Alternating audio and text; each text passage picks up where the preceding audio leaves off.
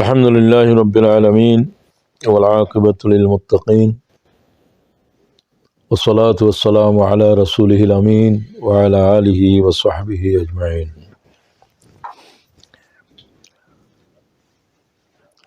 আজকের can't area এটা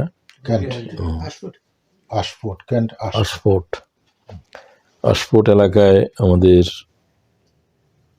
এই রিজিয়নের দায়িত্বশীল জনাব কামাল সাহেব, সম্মানিত উলামায়ে কেরাম, দায়িত্বশীল কর্মী ভাইয়েরা, আসসালামু আলাইকুম ওয়া রাহমাতুল্লাহি ওয়া বারাকাতুহু। ওয়া আলাইকুম আসসালাম ওয়া রাহমাতুল্লাহি ওয়া বারাকাতুহু। সমস্ত তারিফ সে আল্লাহর, তারিফের ভিতরে যার কোনো অংশ নাই, নবীর নাই, রসুলের নাই, কারো কোনো অংশ নাই। আলহামদুলিল্লাহ, সমস্ত তারিফের একমাত্র মালিক আল্লাহ তাআলা। প্রশংসার যোগ্য যা দুনিয়ায় আছে সেগুলো আল্লাহই সৃষ্টি করেছেন।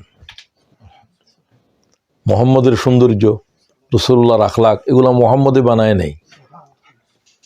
ফুলের লাল সৌরভ ফুলে বানায় নাই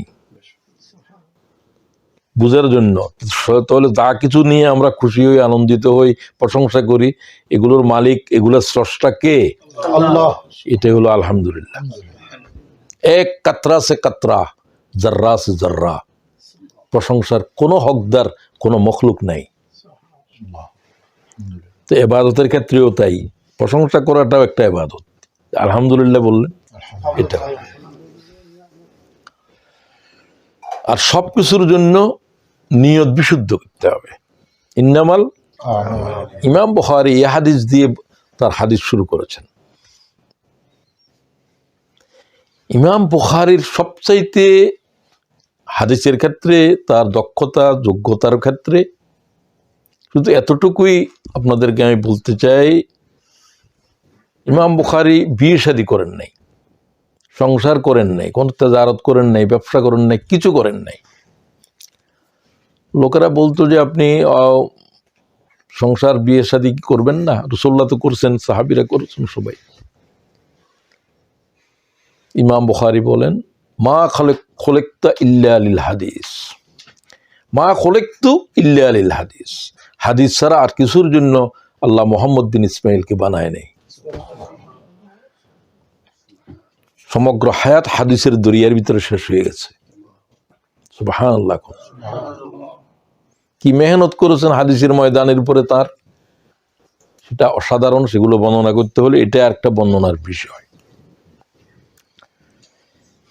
এক একটা হাদিস বিশুদ্ধতার যাচাই করার জন্য কি কঠোর সাধনা মুহাম্মদ বিন ইসমাইল বুখারী গ্রহণ করেছেন। তিনি এক সময় অন্ধ হয়েছিলেন ছোটকালে, তার আম্মা বেশি ক্রন্দন করেছে, ছেলেটা অন্ধ হয়ে গেল। তো তার আম্মা বেশি ক্রন্দন করার কারণে আল্লাহ তার অন্ধ চক্ষু আল্লাহ তাআলা ফিরে দিয়েছে। তিনি বলেছেন যে আমি দেখলাম যে ইব্রাহিম আলাইহিস সালাম যেন আমার চোখের উপরে হাত বুলিয়ে দিচ্ছে, তুমি কি চোখে দেখো না? আমি দেখতে পাচ্ছি। এটা আমার আম্মার ক্রন্দনের কারণে। উনি খুব অল্প বয়সে পিতা হারাইছেন, ওনার আম্মা ওনাকে দেখাশোনা করতেন। যাই হোক, ইমাম বুখারীর উপরে আর বেশি কথা বলতেছি না। যে ব্যক্তিটা বলল যে হাদিস ছাড়া আর কিছুর জন্য আমার জন্ম হয় নাই, কি জাতের মুহাদ্দিস এটা? রাসূলুল্লাহর হাদিসের উপরে তার ত্যাগ, তার কুরবানি কি? তো তিনি হাদিস জমা করার জন্য মক্কা শরীফ, হাদিসের বাব বেঁধেছে মদিনায়। এখনো পর্যন্ত উনি যেখানে বসতেন সেখানে মসজিদ হিসাবে এখনো আছে, মসজিদে নববীর পাশে। ইমাম বুখারীর পাণ্ডিত্য হলো হাদিসের অধ্যায় রচনার ক্ষেত্রে। এই হাদিসটা কোন অধ্যায়ে যাবে, তাহারাতের ওহীর কোন পর্যায়ে, এটা এত বিচক্ষণতার সাথে করেছেন যে এটা অনেকেই বুঝতে পারে না। বিদায় তিরমিজিকে যত সহজে বুঝেন আপনি, বুখারীকে সেভাবে বুঝবেন না। বুখারীকে বুঝতে হলে এলেম লাগবে। তো তিনি এই হাদিস দিয়ে কেন শুরু করলেন, এই কেন জন্য যারা হাদিসে বুখারী পড়ায় তারা এটার উপরেই এক সপ্তাহ ক্লাস করে, এবং হাদিস লাস্ট কোনটা নিলেন তিনি এটার উপরেও। লাস্টটা নিয়েছেন কি, কালেমাতানে খাফিফাতান আলাল লিসান হাবিবাতান ইলার রহমান সুবহানাল্লাহি ওয়া বিহামদিহি সুবহানাল্লাহ। মানে আল্লাহ তাআলার মিজানের উপরে এর চাইতে ভারী আর কোনো শব্দ নাই। তাহলে ওই যে মিজানের একটা শব্দ আসতেছে, সব আমলকে আল্লাহ তাআলা মিজানের উপরে উঠাবে, লাস্ট ওয়ান।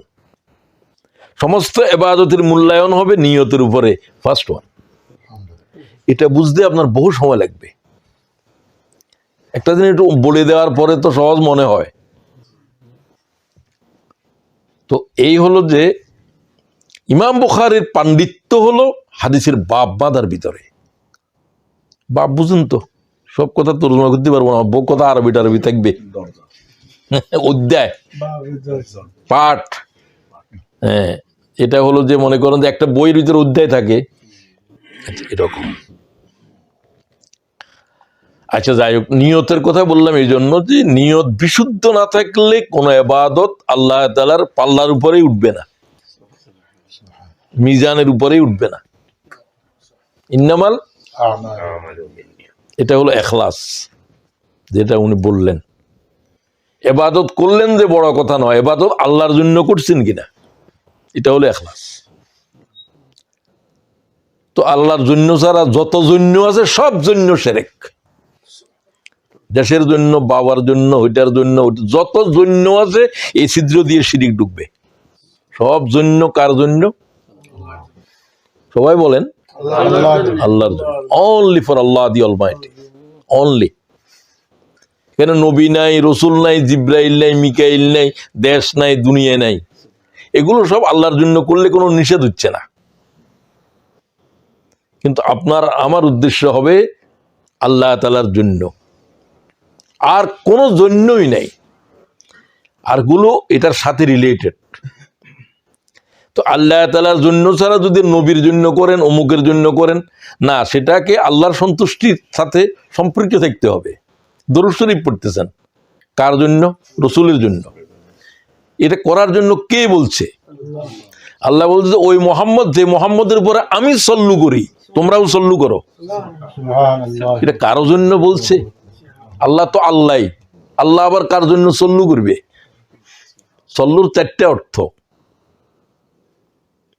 সালাত আর কি, আসসালাতু আসসালামু আলাইকা ইয়া রাসূলুল্লাহ, সালাত এবং সালাম। মুহাম্মদের উপরে আমি সালাত করি, তোমরাও করো, মালায়েকারা করে। মুহাম্মদ তো আল্লাহর মখলুক। মখলুক কি? যে ছিল না, সব কিছু ছিল না, শুধু কে ছিল? হুয়া আউয়ালুল আউয়ালিন, the beginning of the beginning. আল্লাহর কোনো বিগিনিং, আল্লাহই হচ্ছে beginning, end of the end. কিছু যখন থাকবে না তখনও তিনি থাকবেন। হুয়াল আউয়ালু ওয়াল আখির ওয়াল জাহিরু ওয়াল বাতিন। তো আল্লাহ পরওয়ারদিগার সাথে সম্পর্কিত নয়। দরুদ শরীফ পড়ার ক্ষেত্রেও আমরা রসুলকে পড়তেছি কিন্তু আল্লাহকে সন্তুষ্ট করার জন্য। মুহাম্মদের প্রতি দরুদ পড়লে আল্লাহ খুশি হবে, আল্লাহর হুকুম পালিত হবে। ওটা তো আরেক বিষয়। কি কোরআন শরীফ পড়া বেশি সওয়াব হবে না দরুদ শরীফ পড়া বেশি সওয়াব হবে? কোনোটা না করতেছি না। রাসূলুল্লাহ সাল্লাল্লাহু আলাইহি ওয়াসাল্লামের প্রতি একবার দরুদ শরীফ পড়লে 10টা নেকি হবে, 10টা দরজাত বুলন্দ হবে। একটার মধ্যে একটা আয়াতে 10 নেকি হবে প্রতি অক্ষরে। 10টা গোলামের আজাদ করে দেওয়ার সওয়াব হবে। কোরআন শরীফের সাথে এত সওয়াব নাই, কোনো ইবাদতের সাথে নাই। কথা বুঝেন? কয় হাজার বার দরুদ শরীফ দিনে পড়েন? 1000 পড়েন কেউ আছেন? তো আজকের প্রথম সিদ্ধান্ত, ওই যে এক ভাই বললেন, আমাদের মনির ভাই মনে হয়, না করল ভাই কি বললেন? হ্যাঁ মুনিমো কেরলো মুনিপ, আচ্ছা ক্যারল ট্যারল রাখো, মুনিপ ঠিক আছে। আব্দুল মুনিপ। হ্যাঁ, তো ও যে মনিম ভাই বললেন যেটা, সেটাই একটা কথা হলেও গ্রহণ করো। আজকে একটা কথা গ্রহণ করো যে 1000 বার দুরূদ শরীফ পড়বো না জীবনে, এমন কোনো দিন যাবে না। দুরূদ শরীফ এত গুরুত্ব যদি বুঝতেন, আর কোনো ইবাদত না করে ফরজ ইবাদত ছাড়া শুদ্ধ দুরূদ শরীফ।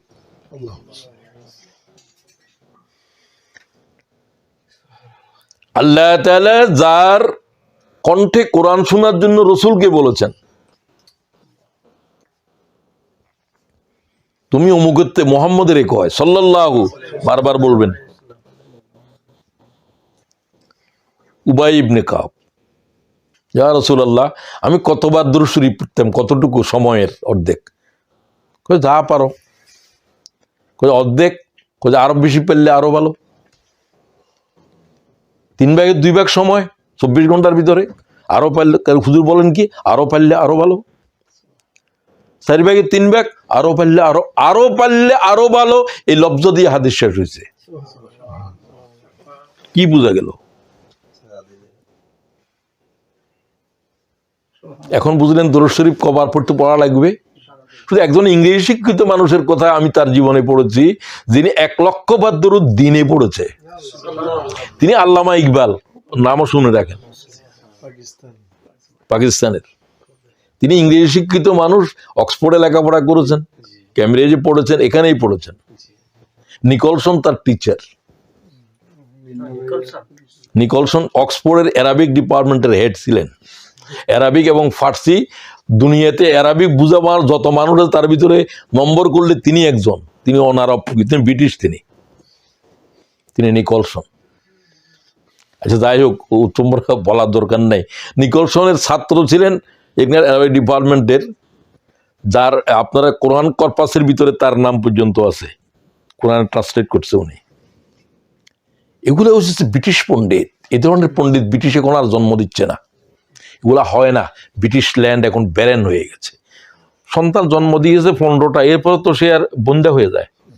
ব্রিটিশ এখন বন্ধা হয়ে গেছে জ্ঞানের দৃষ্টিতে। ওই ধরনের প্রতিভাবান মানুষ এখন ব্রিটিশের প্রধানমন্ত্রী হওয়ার লোক ব্রিটিশে পাওয়া যাচ্ছে না। ঋষি সুনাক লাগে। এটা ব্রিটিশের জন্য এক দৈন্যদশা, খরা চলছে। এটা আসে প্রত্যেক জাতির। জোয়ার তো সবসময় থাকবে না, ভাটা আসবে না, জীবনেরও তাই। আচ্ছা যাই হোক, তো আপনাদেরকে 1000 বললাম, আর বেশি বলতেছি না। 1 ওয়াক্তের সাথে মসজিদে যেতে যেতে 500 বা 1000, আসতে 1000, অথবা 1000 যদি 500 ধরেন, 500 1000 করে পড়লে 5000 হয়। তো আপনি তো পড়তেছেন 200 করে, তাহলে 5 দুগুণা 10। প্রতি সালাতের সাথে মিলেই পড়বেন, অন্য জিকিরও করেন। দরুদ শরীফ পড়াকে আজকের জন্য নিজের উপরে ওয়াজিব করে নেন যদি জান্নাতে যেতে চান। আমি আর কোনো ইবাদতের এইভাবে পাই নাই, কোরআন গবেষণাকে পাই নাই, কোনো কিছুকে পাই নাই। দরুদ শরীফের ফজাইল এতটুকু, এটার উপরে আলাদা আলোচনা হওয়া দরকার, বই লেখা দরকার। কত বই লিখবো? এখন যেটা কবির ভাই বলতে চাইছিলেন, 30টার উপরে বই লিখেছি, তফসিল লেখার জন্য বই লেখার সময় পাচ্ছি না। 50টা পর্যন্ত লেখার উপাদান তৈরি করে রেখেছি আমি। তো বই লেখার তো অনেক টাকা পয়সা প্রয়োজন হয়। আমি এখনো সাদাবাজি করার জন্য আসি নাই। কবির ভাই কি এমনি বলছিলাম যে আমি তো পাইতেছি না, একটা বই ছাপাইতে 2 লাখ 1.5 লাখ টাকা লাগতেছে কমপক্ষে। বই লাইব্রেরি কোনো প্রেসওয়ালাদেরকে দিলে, বই ব্যবসায়ীদেরকে, তারা একটা বই দিতে 1 বছরেও দিচ্ছে না। কষ্ট। এগুলো তো আমার হায়াতও আমি দেখে যেতে পারবো না। তো যাই হোক, এক্ষেত্রে আপনারা সহযোগিতা করতে পারেন। রাসূলুল্লাহ যেহেতু বলছে যে তাবুকের যুদ্ধ তোমরা চাঁদা দাও, যার যা কিছু আছে। রাসূলুল্লাহ নিজের চাদর বিছিয়ে দিয়েছেন, এটা সুন্নাহ। তো এলেমের জন্য পয়সা দেওয়া, অর্থ ব্যয় করা সবচাইতে উত্তম, এবং এটার জন্য জাকাতের অর্থ ব্যয় করা যায়। এই যে ডাক্তার জাকির নায়েক, সমস্ত ওনার কাছে সব এলেমের কাম। এই যে তিনি ইউটিউবের মাধ্যমে তমাম জগতের খেতাব করতেছেন, এই সমস্ত প্রযুক্তি উনার কাছে যা আছে, এগুলো অনেক দেশেও নাই, উনার ব্যক্তিগতভাবে আছে, এগুলো মানুষে দিয়েছে। কথা বুঝতে পারছেন? এই জন্য বলছি, এলেমের জন্য আমি যে এটা আমার ফাউন্ডেশন করে দিয়েছি, আমার জামাই সভাপতি এখানে থাকে। আমি বলছি তুমি আমার যত সাহিত্য তফসির হবে এগুলাকে আমি আমার প্রয়োজন এগুলো চলতে থাকে, এগুলো আমার নাজাতের জন্য। আর যারা এগুলোতে সহযোগিতা করছে তারাও সৎকায়ে জারিয়া পাবে, যে কোনো অর্থ এখানে দিতে পারবেন। আমার ব্যক্তিগত জীবনের জন্য দরকার নাই, আমার যা আছে এগুলো দিয়ে, আমার যা আছে আমি আমার ছেলে যেতেও কিছু নিই না, আমার দরকার নাই। আমাকে আল্লাহ তাআলা খুব সোনার চামচ না হলেও রূপার চামচ মুখে নিয়ে জন্ম দিছে। তো আমার বাবা অনেক সম্পত্তি রেখে গেছে, সব যদিও আমি ছেড়ে দিয়ে আসছি, তো সব তো আছে এখনো অনেক কিছুই।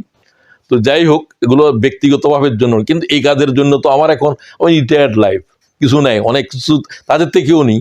সম্বন্ধে সেদিন বললাম যে মিয়া এত কিছু করেন, কয় লাখ টাকা দিতে হবে, যা আপনি যত দিতে পারেন না তুই তো লাভ, তো কয় একটা বইয়ের না হয় আমি দিলাম, এরকম আর কি। সবাইকে নিজেদেরকেও বলি আমি, এটা আমি ওসিয়তও করে গিয়েছি। তো এটার থেকে যে আয় ইনকাম হবে, বইগুলো এখন তো হয় নাই, তখন তোমরা এটার অর্ধেক, তোমরা যারা এটার কাজে আসো তারা ব্যয় করে, আর বাকিটা শুধুমাত্র আরো ছাপাও, লোকদের হাতে পৌঁছাও, লোকদেরকে দান করো, কম দামে বই দাও। মানে এলেম হচ্ছে যে দুনিয়ার ভিতরে আল্লাহর দিন রাখার সবচেয়ে বড় জরিয়া। যাই হোক, তো এটা প্রসঙ্গ আসলো। তো এখন আমি আলোচনার দিকে যাই। আলোচনার দুইটা মৌজু আমি ঠিক করেছি। প্রথম কথা ছিল যে খ্রিস্টমাস উপলক্ষে, যেহেতু এটা 25শে ডিসেম্বর, 25শে ডিসেম্বর যে খ্রিস্টমাস দিন, এটা একটা বেদালিক কথা। কোনো তাদের কিতাবে নাই যে এটা ঈসা আলাইহিস সালাম এই দিন জন্মগ্রহণ করছে। এটা বিতর্কিত থাকতেও পারে। আমাদের রসুলের জন্মদিন নিয়েও বিতর্ক আছে না? 570 খ্রিস্টাব্দের রবিউল আউয়াল মাসের সোমবার 12 তারিখ নয়, এটা ঐতিহাসিকভাবে প্রমাণ করে দেখাইছে অন্যরা। এটা দেখা যায় তো 570 সালের রবিবার, এটা বাইর করা যায় না, এটা তো ক্যালেন্ডারের বিষয়। কিন্তু 12 তারিখ পড়ে না, 9 তারিখ পড়ে, বলে ঐতিহাসিকদের কথা বলছি। 9 তারিখ 12 তারিখ এটা নিয়ে বিতর্ক আছে অনেক। তো ফকিদের কথা কি, যে জিনিস মোতাওয়াতির হিসাবে পরিচিত হয়ে গেছে এটাকেই গ্রহণ করো। মোতাওয়াতের মানে কি? সর্বজন বিদিত, সকলেই বলে যে 12 তারিখ 12 রবিউল, এটা চলে আসছে। এই হাদিসের ভিতরেও যে হাদিস একেবারে বেশি লোকে বলে আলোচনা হয়, এটাকে দামি হাদিস বলা হয়। মোতাওয়াতের এটা একটা দলিল। বেশিরভাগ মানুষ বলতেছে, বেশিরভাগ লেখক বলতেছে যে রাসূলুল্লাহর জন্মদিন 12ই, তো সোমবার ছিল, 12ই রবিউল আউয়াল হলে সোমবার মিলতে হবে, কোনো কারণে এটা মিলাইতে পারতেছে না। আচ্ছা যাই হোক, তারপরে আমাদেরকে 12 তারিখ ধরতে হবে, এটা হলো যে ফকিদের রায়। বেশিরভাগ আলোচনায় এটাই সাব্যস্ত। বারের উপরে সমস্যা নেই, সোমবার, মৃত্যুও সোমবারে, জন্মও সোমবারে, রাসূলুল্লাহ বলতে আমার নবুয়তও সোমবারে, আমি এই জন্য সোমবারে রোজাও রাখি, জন্মদিনও আমার এটা। আচ্ছা যাই হোক, তো এখন এটা হলো যে প্রথম বিতর্কিত। তো আমরা বিতর্কে যাচ্ছি না, তারা যেহেতু 25শে ডিসেম্বর, যাই হোক জন্মদিন তো একদিন, তো জন্ম তো আছে, একটা জন্ম তো করছে পৃথিবীতে একদিন। তো সেটা যদি তারা এটা গ্রহণ করে নাকি, এটা নিয়ে আমাদের বিতর্ক করার কোনো প্রয়োজন নাই। এটা তো আমি বললাম যে আমাদের রসুলকে নিয়েও আছে। তো উনাদের জন্মদিন পালন করা কোনো নিষিদ্ধ নয়। রসুল তো নিজের জন্মদিন পালন করতেছে, রোজা রাখতেছে। আপনি আপনার বার্থডে করলে কোনো গুনাহ নাই, কিন্তু কিভাবে করতেছেন সেটা হলো কথা। সওয়াব গুনাহ হওয়াটা কিভাবে উপরে, ইউটিউবে আপনি আলোচনা শোনাচ্ছেন, প্রোগ্রামটা কি, ওটার উপরে সওয়াব আর গুনাহ নির্ভর করে। এটা নাচ গান হলে একরকম, ভালো কাজ হলে তো এটার দ্বারা হাজার হাজার মানুষের হেদায়েতের কারণ হচ্ছে। বহুদিন পরে আমাকে একজনে বললো যে মহেশ ভাই, আপনার কি মনে পড়ে আপনি কক্সবাজার যাওয়ার পথে, এটাকে চকরিয়া কোরিয়ার এক মাহফিলে আপনি একটা কোরআনের আয়াত 28 বার পড়েছেন। তার সাথে আমার জীবনে দেখা হয় নাই। বহুত দিন পরে কেমনে আমার মোবাইল থেকে শুনতেছি। আমি আমার ঘরে বসে দূরের থেকে আপনার এই আলোচনা শুনছিলাম খুব মনোযোগ দিয়ে। আপনি 28 বার পড়েছেন, আপনার মনে আছে? আমার মনে নাই, তবে আমি একটা আয়াতের উপরে কথা বলছিলাম, সেটা আমার মনে আছে। তো তুমি তো কি জন্য প্রশ্ন করলে, কি জন্য জানাই না, সেখানে আপনি কি বলছিলেন? তো আমার তো অনেক দিন পর খেয়ালও নাই যে কি বলছি, তাই বলাতে কিছুটা খেয়াল হয়েছে। কি যে আল্লাহ তাআলা তার বান্দাদের হেদায়েতের ফয়সালা কিভাবে হয়। হেদায়েত আল্লাহ কোনো কিছুর ভিতরে রাখে নাই। কিসের ভিতরে রেখেছে? আল্লাযীনা জাহাদু ফিনা লানাহদিয়ান্নাহুম সুবুলানা। সে আমার আয়াতটা পড়লো, আমার পরে মনে পড়ে গেছে যে হ্যাঁ, সম্ভবত আমি এই আয়াত বারবার পড়েছি, শুধু এই আয়াতের উপরে 1.5-2 ঘন্টা কথা বলছি। কারণ হেদায়েত ছিল সেদিন আলোচনার মূল মৌজু। আল্লাহ যা কিছু বানিয়েছে সবচেয়ে দামি জিনিস হেদায়েত। তো হেদায়েত কিভাবে পাওয়া যাবে? নবীকে পাওয়ার পরেও হেদায়েত পায় নাই, কোরআন শরীফ দেখার পরেও হেদায়েত পাচ্ছে না। হেদায়েত কিভাবে পাওয়া যাবে? হেদায়েত আল্লাহর কাছে, নবীর কাছে নাই। যদি থাকতো তাহলে রাসূল আবু তালেবকে হেদায়েত দিত, অন্যদের বাদ দেন, কাকে দিত? এদিকে খেয়াল করবেন। রাসূলুল্লাহ সাল্লাল্লাহু আলাইহি ওয়াসাল্লামের কাছে যদি হেদায়েত থাকতো, হুজুর 1 নম্বরে হেদায়েত কারে দিতেন? আবু তালেবকে। আবু তালেবের এত অবদান রাসূলের উপরে। আবু তালেবের যে আলী আবু তালেবের ছেলে কেউ জানে না, মুহাম্মদ ছেলে এটাই জানে সাল্লাল্লাহু। ততবারই বলবেন, আমি যেন ভুল না হয়। একবার বললে ওয়াজিব আদায় হয়, আবু হানিফা বলছে, মালিক বলছে যতবার মুহাম্মদ ততবার ওয়াজিব। ইমাম মালিক যথার্থ বলছে, আল্লাযীনা জাহাদু ফিনা লানাহদিয়ান্নাহুম সুবুলানা।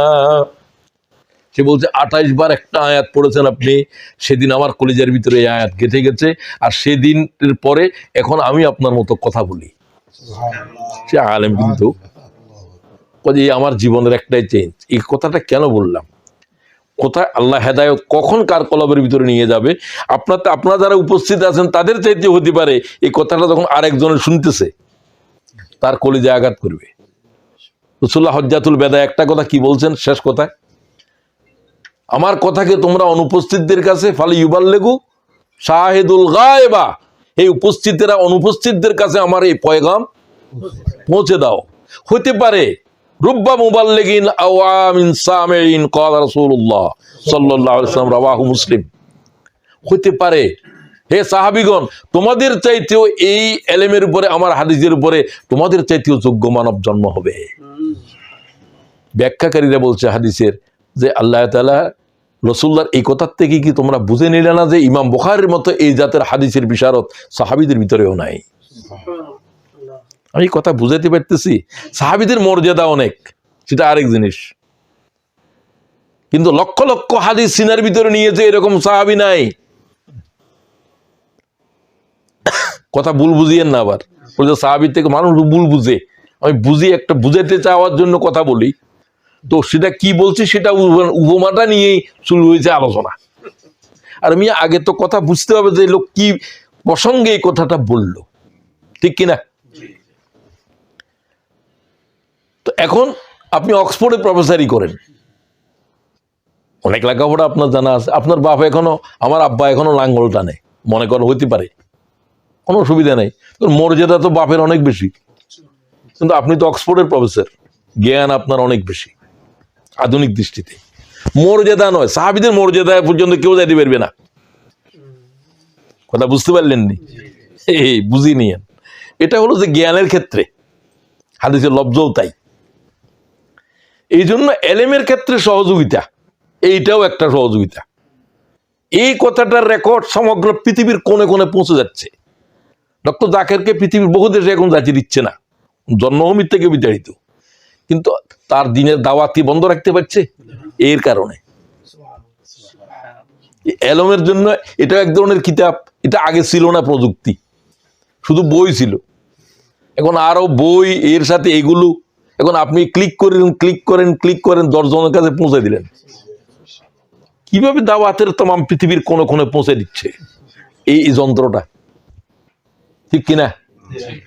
যে যুগের যা কিছু পান আপনি আল্লাহ তাআলার দ্বীনের ইলম শিখার জন্য, এই ইউটিউবের কারণে শত শত মেয়ে কোরআন শরীফের বিশেষজ্ঞ হয়ে গেছে, প্রত্যেকদিন ক্লাস করে, কোথাও গ্রামার শিখের অনলাইনে, আমার ঘরের ভিতরে দেখতেছি আমি, আছে কিনা? তো আপনি কাজে লাগাতে চাইলে এরকম আল্লাহ আমাদেরকে তৌফিক দাও। আমিন। আসেন এবার, তো আমাকে একটা বিষয় দিয়েছে যে লাস্ট আওয়ার, পৃথিবীর শেষ সময়। তো সাধারণত এটা বোঝা যায় যে কেয়ামত নিকটে। আপনাদের পোস্টারে যেটা কবির ভাই আমার কাছে পাঠাইছে, তা আমি বললাম দেখেন আমি আর মুশকিল হয়ে গেল, আমি একটা বিষয়ে ধরলে এটার পরে আমার সময় চলে যায় অনেক। তো এই জন্য আজকে দৌড়টাই আলোচনা করতে চাই, যেহেতু কথা ছিল যে ঈসা আলাইহিস সালামের মা এবং ঈসা আলাইহিস সালাম সম্পর্কে আজকে তাদের ঈসা আলাইহিস সালামের জন্মদিনের এই মাসে কথা বলবো ইনশাআল্লাহ, অল্প সময় হলেও অংশা হলেও। তো লাস্ট আওয়ারের উপরেও কিছু কথা বলতে হয়। লাস্ট আওয়ার, হুজুর বলছে লাস্ট আওয়ার হলো যেদিন আমি পৃথিবীতে এসেছি, তোমরা বুঝতে পারো পৃথিবীর শেষ সিগন্যাল দেওয়া হয়েছে, I am the last Messenger. আমি হচ্ছে কেয়ামতের প্রথম আলামত, বুঝলেন? আলামতে কেয়ামত। তবে এটা কেয়ামত আলামত দুই রকম, সগরা এবং কোবরা। কিছু আলামত দেখা গেলে মনে হচ্ছে কেয়ামত একেবারে ভেরি নিয়ার, আর বিগিনিং কিছু কেয়ামতের সূচনা শুরু হয়ে গেছে বুঝতে পারো।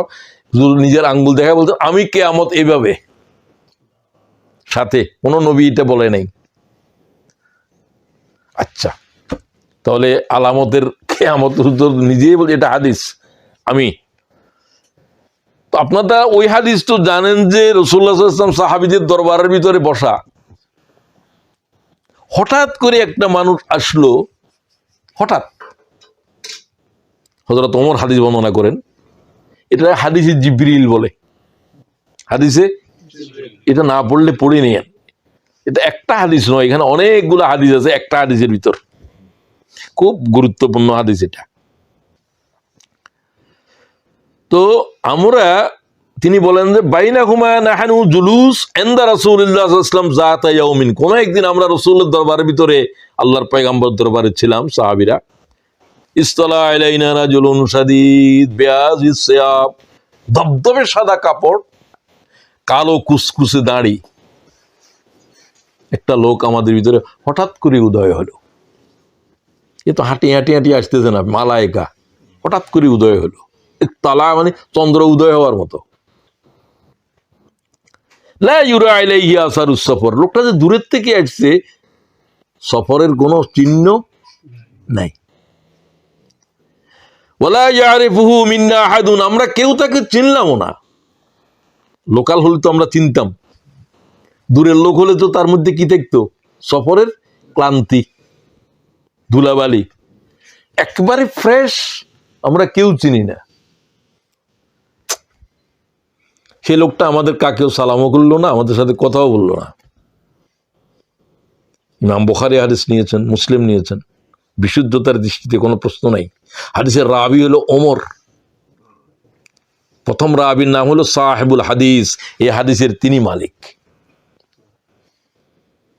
ফাসনাদা রুকবাতাইহি ইলা রুকবাতাইহি ওয়া ওয়াযা কাফাইহি আলা ফাখযাইহি, এই লোকটা আমাদেরকে ঠেলে সামনে চলে গেল। রাসূলুল্লাহ হাঁটু গেড়ে বসেছিলেন, সব নিচে বসছে, চেয়ার টেবিলের কাম নাই মসজিদের ভিতরে।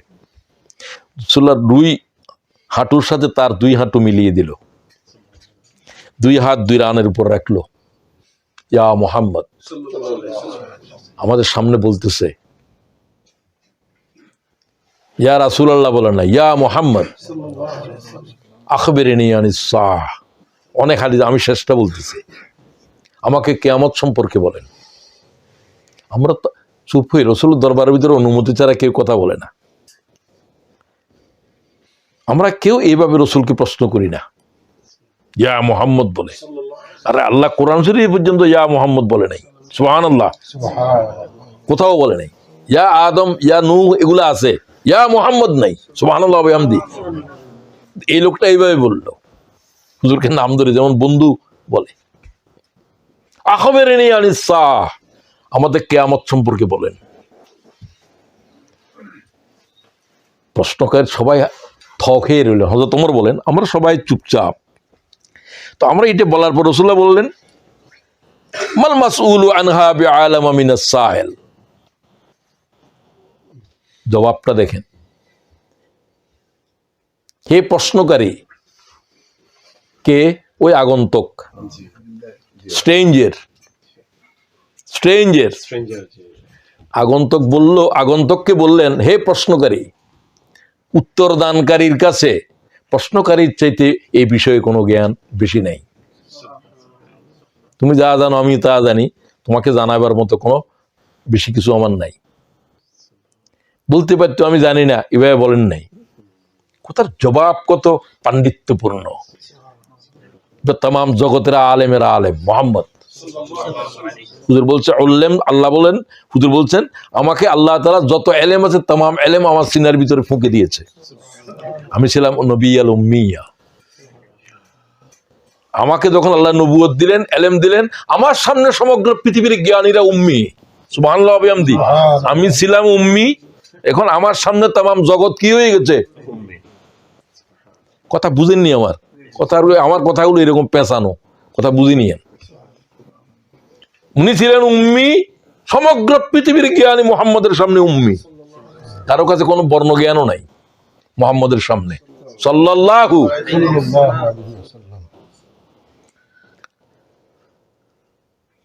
লোকেরা হযরত ওমর বললেন, আমরা আশ্চর্য হলাম হুজুরের জবাব শুনে।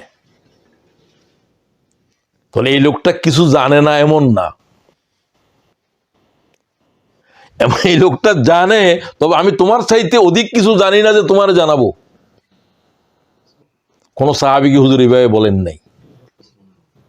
তো এটা স্ট্রেঞ্জার, এটা যে আসলে শুধু এটা আসলে স্ট্রেঞ্জার, ওয়ান্ডার, একটু আশ্চর্য। আচ্ছা, আখবিরনি আন আমারাতিহা, আমাকে কি কিয়ামতের আলামত বলতে পারবেন? হুজুর বললেন, হ্যাঁ, আমি কিয়ামতের আলামত বলতে পারবো। কিয়ামত কবে হবে, কি হবে আমি জানি না।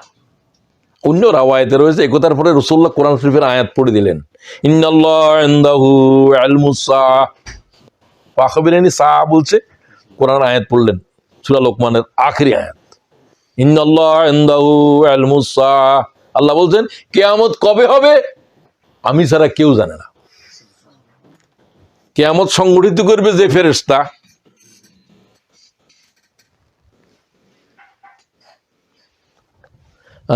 কিয়ামত আমার পরে কখন হবে আই ডোন্ট নো, আমি শুধু জানি না নই, আল্লাহ বলছেন যে accept Allah, no one knows when কিয়ামত, পৃথিবীর এই প্রলয়ঙ্কর এই দিনটা কখন আসবে, হোয়েন। কে কিয়ামত সংগঠিত করবে? ফেরেশতাদের ভিতরে এই দায়িত্ব কার? রিজিক বন্টন করে একজন, ওহী বহন করে একজন, কিয়ামত সংগঠিত করবে কে? ইসরাফিল। কি হাতে আছে? সিংহা হাতে। কয় বছর? পৃথিবীর জন্ম থেকে, তার জন্ম থেকে সিংহা হাতে রয়েছে। যদি জানতো যে 10 বছর পরে হবে, তো তখন সিংহা হাতে নিত ফু দেওয়ার জন্য। Stand by. আল্লাহ যখন বলবে তখন, কোটি বছর পরে পৃথিবীর শেষ হওয়ার জন্য গোটা পৃথিবীর হায়াত লাগবে না যাওয়া, ততক্ষণ পর্যন্ত সে এক পায়ের উপরে দাঁড়িয়ে আছে। আল্লাহর হুকুম এভাবে পালন করতে হয়, স্ট্যান্ড বাই থাকতে হবে। আল্লাহ যা নির্দেশ করবে তাই, তাহলে তারও জানা নেই, আর কাজ জানা থাকবে যিনি এই দায়িত্বে আছেন। আল্লাহ বলবেন যে এখন ওয়ানুফিখা ফিস-সূর, এখন সিংহের ভিতরে ফু দাও, ব্লো করো। তখন সিংহে ফুঁক দিবেন। এক ফু দিতে 40 বছর লাগবে। তিনটা দিবে, একটা তার নিঃশ্বাস এত লম্বা হবে। কয় বছর? 40 years। 40 years ফু যে দিল, 40 বছর পর্যন্ত চলবে, এটা কিছু থাকবে না, সব কানের পর্দা ছেড়ে যাবে, শুধু ইবলিস বাঁচি থাকবে, সে মরবে না। দজ্জাল তো বহু থাকে, দজ্জাল তো হায়াতও 40 দিন। শয়তান শুধু, কোনো জিন্নাত বাঁচি থাকবে না, শুধু কে থাকবে? ইবলিস মারা যাবে না। এই 40 বছর পর্যন্ত সে টর্চার হবে, তার মৌতের কষ্ট চলতে থাকবে, মৌত হবে না, সাকরাত চলবে, সে লাস্টে মারা যাবে। 3:40 পরে। সুবহানাল্লাহ কও। সুবহানাল্লাহ। শাস্তি দেওয়ার পদ্ধতি বুঝছেন? আল্লাহ এখন ধরছে, শাস্তির শুরু হয়েছে। এতদিন যা ইচ্ছা করছো, লক্ষ কোটি মানব জাতির গোমরা করছো। আল্লাহ। তোমার মৌত থেকে শুরু হয়েছে, তোমার পাওনা দেওয়া শুরু হয়েছে। তো এরপরে আসেন, আলামত জানতে চাইলে হুজুর বললেন, হ্যাঁ আমি আলামত বলতে পারবো। সেটা কি?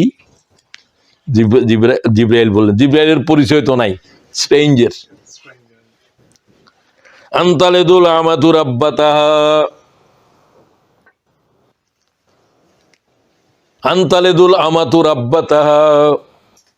কি বলল?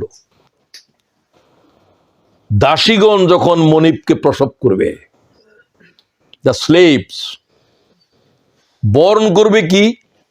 কিং, তার রাজাকে। উমা কোথা বলে রূপক, এটা রেটোরিক্যাল, এলিগোরিক্যাল, নট স্ট্রেট, এলিগোরিক্যাল। আরেকটা জিনিসের উপমা দিয়ে কথা বলছে। দাসীরা মনিবকে জন্ম দেবে। মনিবের জন্মদাতা হলো দাসী। অনেক অর্থ। একটা অর্থ কি? রাজা প্রজা সমাজের পরিচালক আসবে গোলাম বংশ থেকে, নিকৃষ্ট পরিবার থেকে। বুঝা গেল? একটা সমাজ ধ্বংস হতে হলে এই জাতের মানুষেরা সমাজের নেতৃত্বে আসতে হবে, যারা এইটার উপযুক্ত নয়। খুব নিম্ন অথর্ব পরিবারের থেকে সমাজের নেতারা উঠে আসবে। আচ্ছা, আনতালিদুল আমাতু রাব্বাতাহা, আরেকটা অর্থ কি? মা জন্ম দিছে সন্তানকে, মাকে দাসীর মতো আচরণ করবে। এদের বউ এদের কাছে গুরুত্বপূর্ণ, ওটা গুরুত্বপূর্ণ, মা বাপের কোনো গুরুত্বই নাই। বুঝবা যে কিয়ামত নিকটে এসে গেছে, একেবারে ভেরি নিয়ার।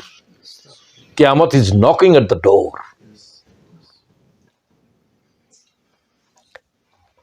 এরপরে কি? দুইটা মাত্র কথা বলছেন। অনেক কিয়ামতের আলামত আছে, আমার কাছে এই দুটার চাইতে আর গুরুত্বপূর্ণ কিছুই নেই। যেটার প্রশ্নকারী জিব্রাইল, মোহাম্মদ তার উত্তর দিচ্ছে। সুবহানাল্লাহ। এই জাতের আর গুলো নাই।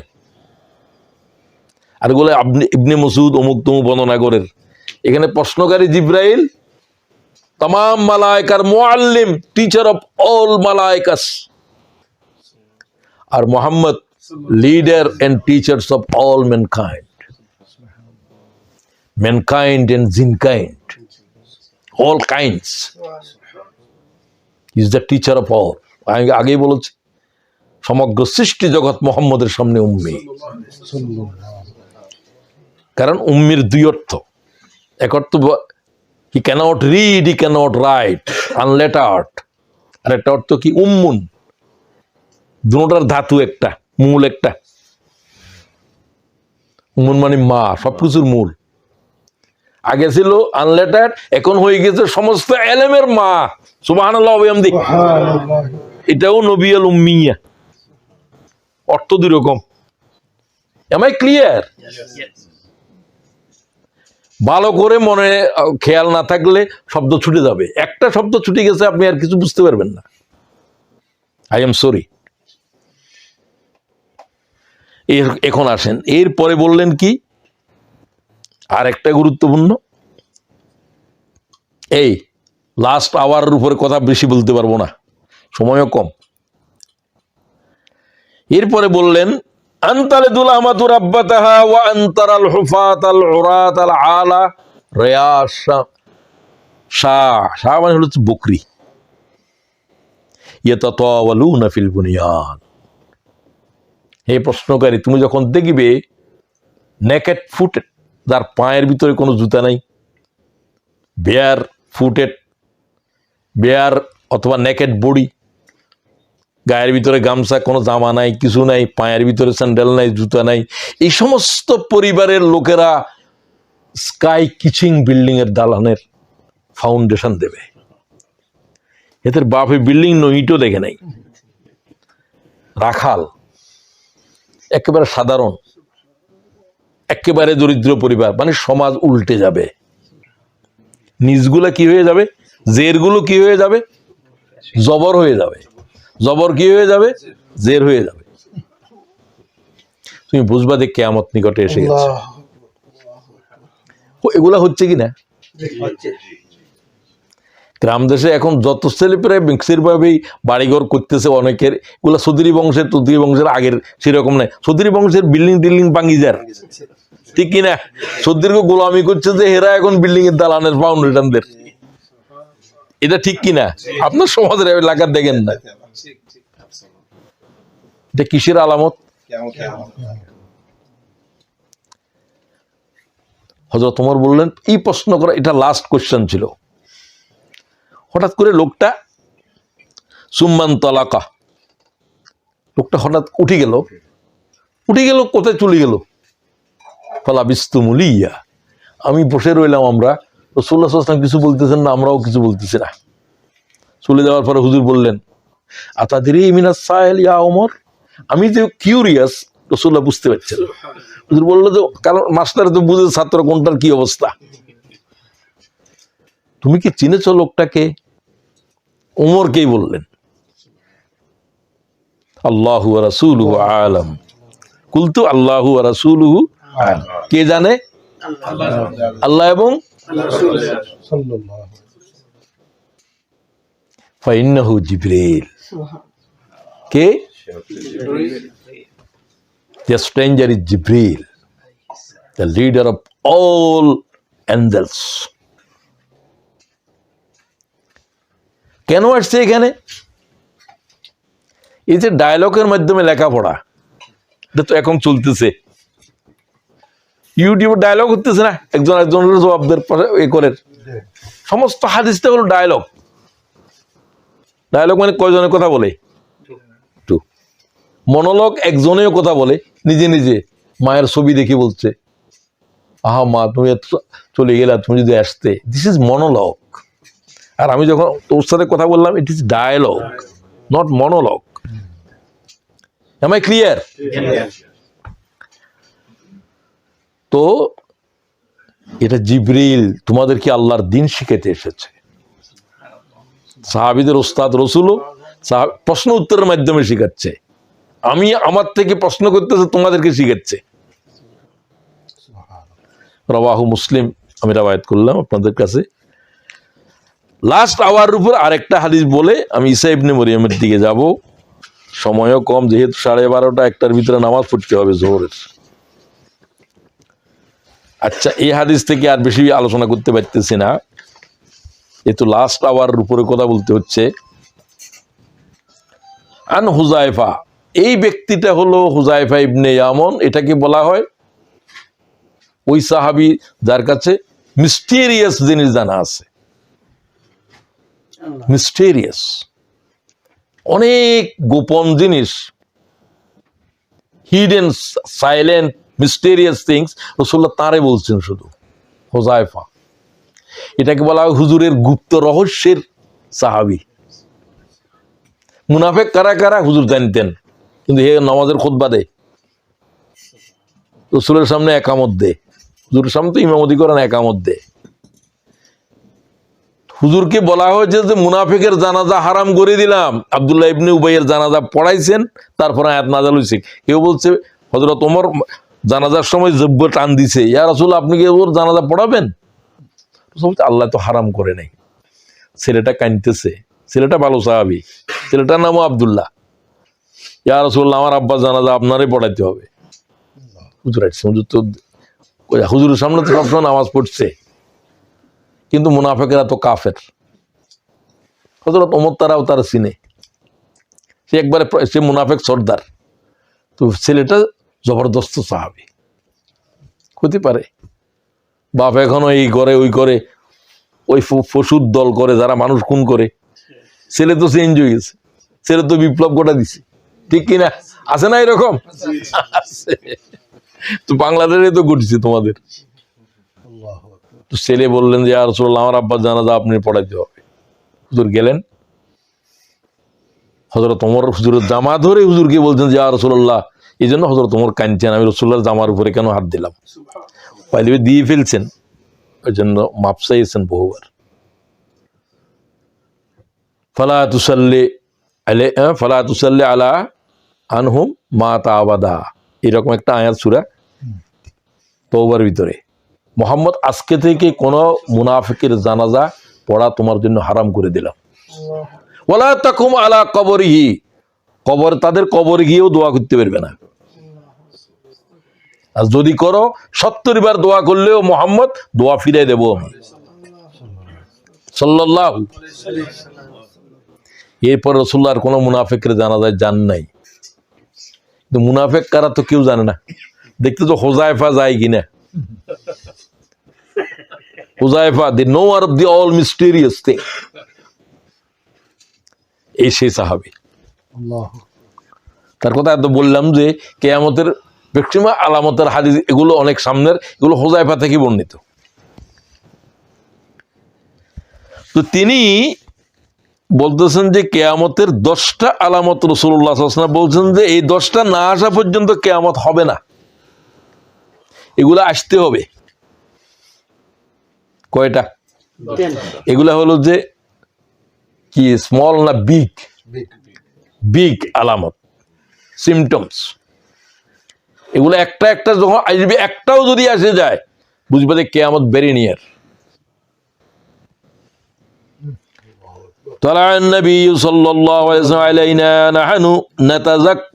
আমরা আলোচনা করতেছিলাম কিয়ামত নিয়ে। রাসূল বললেন, তোমরা মা তাযাকারুন, তোমরা কি নিয়ে আলোচনা করছো?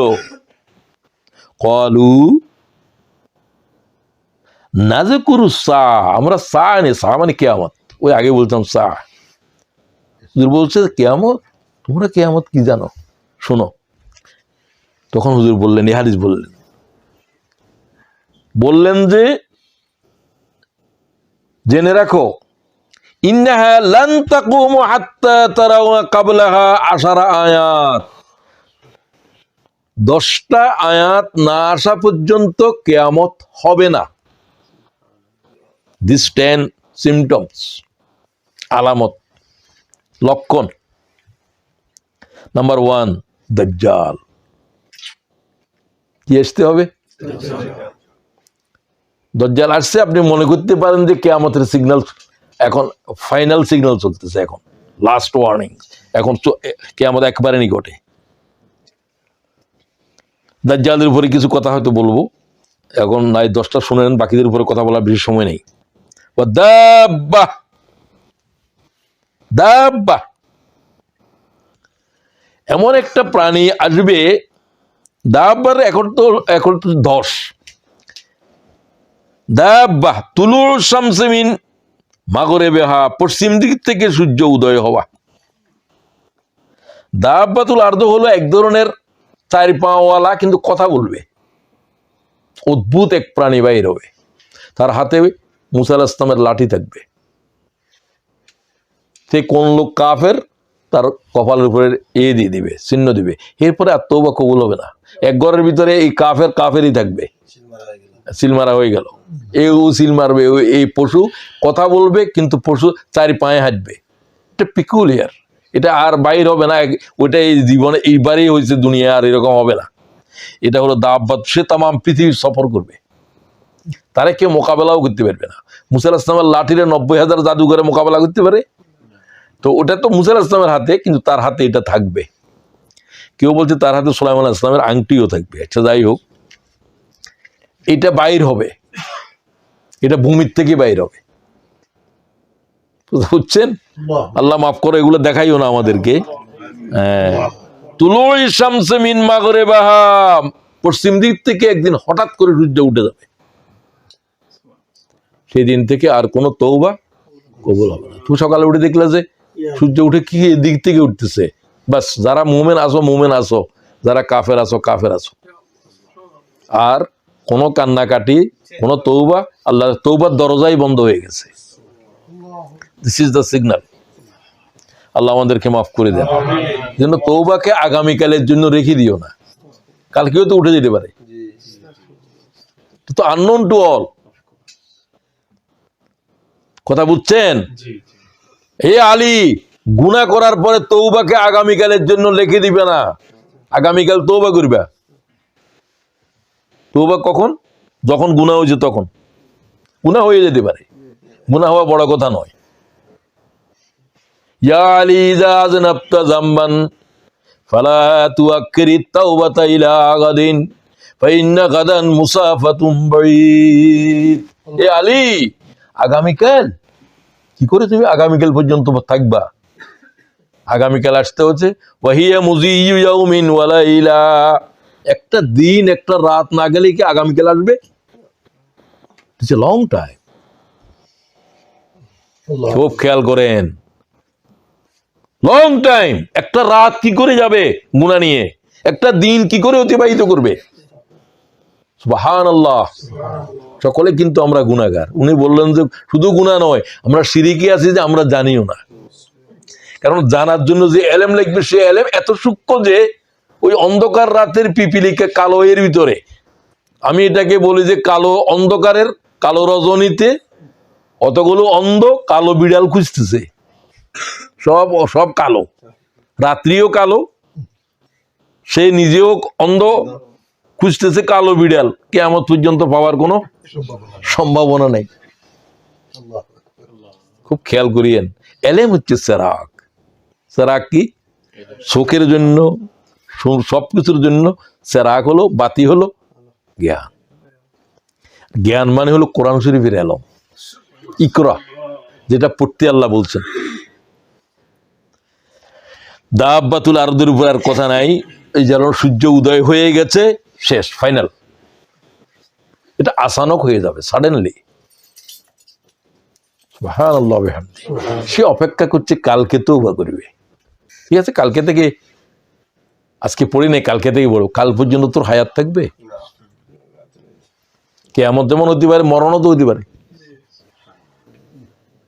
Death keeps no calendar, death keeps no calendar. মৃত্যু কোনো দিনপঞ্জিকা মেনে চলে না, তোমার জন্য আমার জন্য। আগামীকাল এইবার এই হবে, এরকম কারো কাছে কোনো ক্যালেন্ডার আছে মৃত্যুর? কখন আসবে কি? তার কাছে একটা ক্যালেন্ডার আছে। রাসূলুল্লাহ বললেন, আমি একটা ফেরেশতারে দেখলাম যে সে কারো দিকে তাকাচ্ছে না, তার দুই পায়ের মাঝখানে যেন কি একটা আছে, সে তার দিকে তাকিয়ে আছে। জিবরাইলকে বললো, ইয়া রাসূলুল্লাহ, এই ফেরেশতা আমার তো সালামও দিল না। হুজুর কয়, সবাই সালাম দিচ্ছে। কয় যে ইয়া রাসূলুল্লাহ, সে মালাকুল মউত, সে ব্যস্ত, সমস্ত সৃষ্টির জীবন তার হাতে, এই তার খাঁচার ভিতরে, সে সবকিছু লক্ষ্য করছে এবং প্রত্যেকের মউত নির্দিষ্ট আছে। সে তার হাত, তার বাহিনী আছে, পাঠাই দিচ্ছে, রুহানি তার হাতে দিচ্ছে, সে আল্লাহ তাআলার নির্দেশে ইল্লিনে সিজ্জিনে পাঠাচ্ছে। তার দৃষ্টি দেওয়ার কথা কোনো সময় নেই।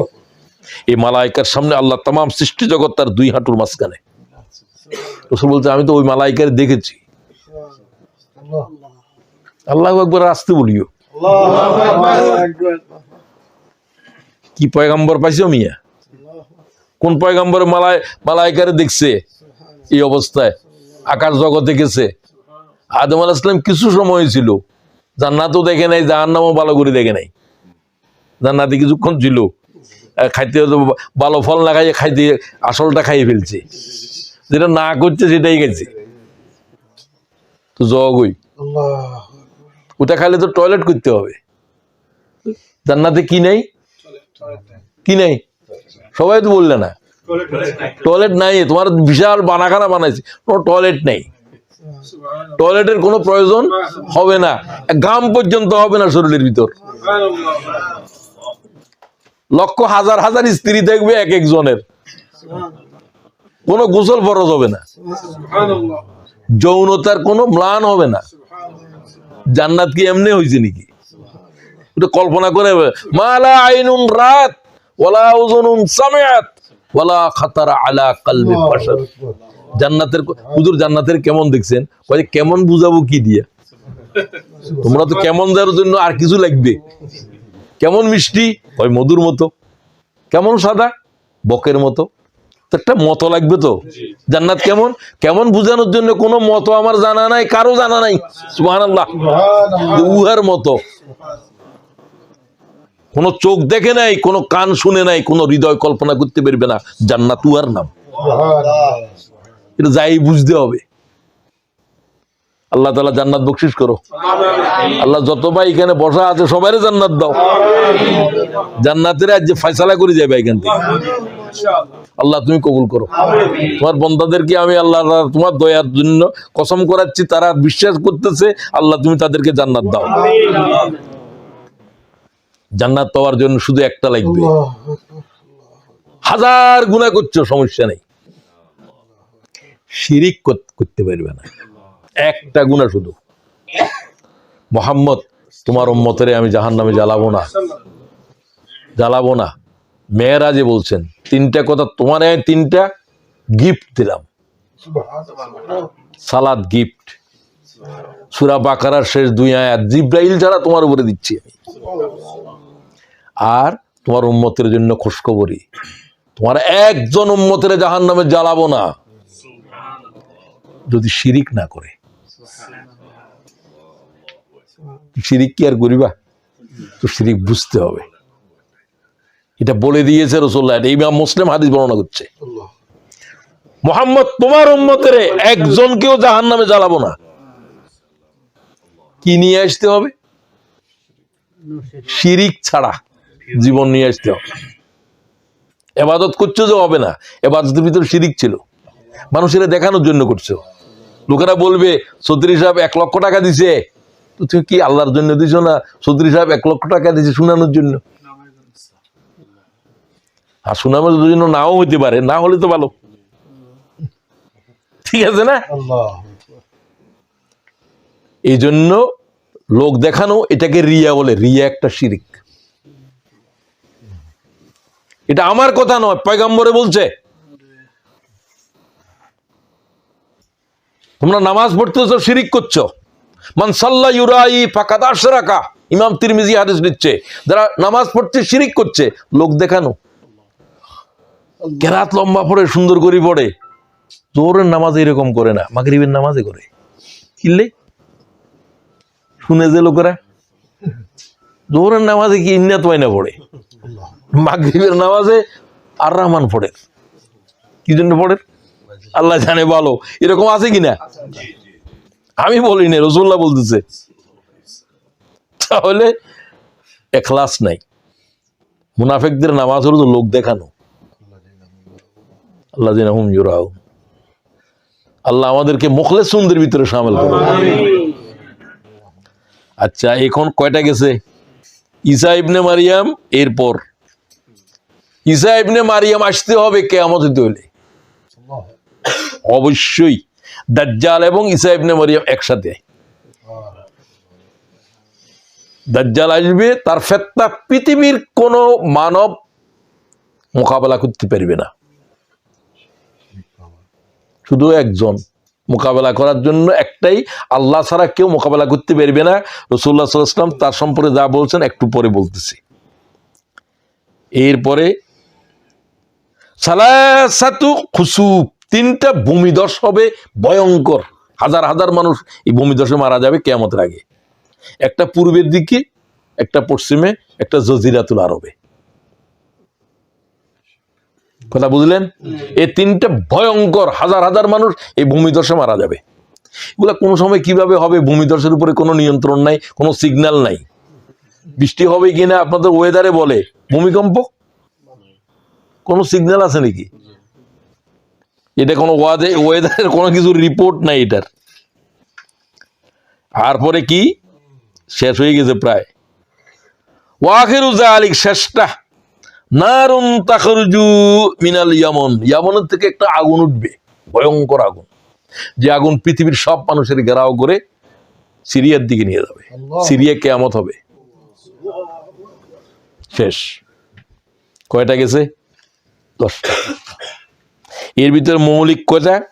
দাজ্জাল, ঈসা, ইয়াজুজ মাজুজ। আরেকটা কথা আছে, হ্যাঁ, ইয়াজুজ মাজুজ এক ধরনের, এটা এগুলো আদমের বংশ, নূহ আলাইহিস সালামের বংশ। এগুলো ইয়াজুজ মাজুজ, এগুলা মানুষ নামের কতগুলা দৈত্য। এগুলো এক এক সাগরে নামবে, সমস্ত সমুদ্রের পানি খেয়ে ফেলবে, গাছের পাতা পর্যন্ত খেয়ে ফেলবে। এটা ঈসা আলাইহিস সালাম থাকা অবস্থায় আসবে। ঈসা আলাইহিস সালাম পর্যন্ত এদের ভয়ে কি করবে, এদের এত সব খেয়ে ফেলতেছে, এরপর তো মানুষ খেয়ে ফেলবে এরা।